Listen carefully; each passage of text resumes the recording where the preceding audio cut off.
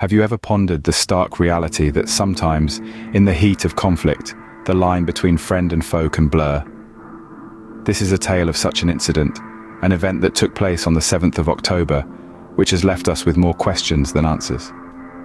Our story begins with a retired Israeli army major, known to us only as Major Graham. In a series of videos posted on a rather obscure YouTube channel, this veteran admitted something unthinkable. He suggested that Israeli forces were likely responsible for the death of some of their own citizens, who were initially claimed to have been killed by Hamas. This confession, as you might imagine, shook the foundations of the official Israeli narrative.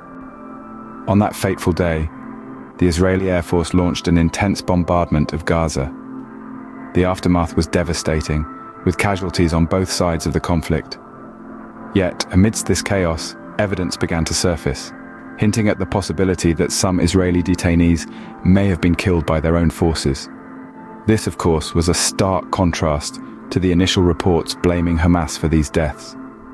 The Israeli Air Force's indiscriminate attacks on Gaza caused significant casualties, including among Israeli civilians. The extent of the damage has led to calls for an international investigation into the events of the 7th of October. However, Israel stands accused of concealing evidence and obstructing independent inquiries, further complicating the matter. This shocking revelation by Major Graham, coupled with the conflicting reports and mounting evidence, paints a picture of a complex and tragic situation. It highlights the devastating consequences of the conflict between Israel and Hamas, and the urgent need for transparency and accountability.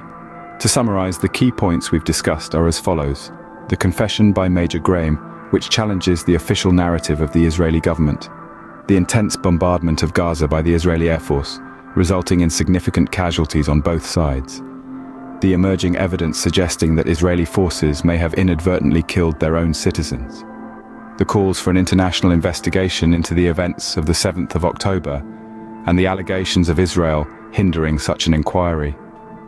In the end, the incident on the 7th of October is a sobering reminder of the tragic consequences of conflict and the importance of truth in the face of adversity.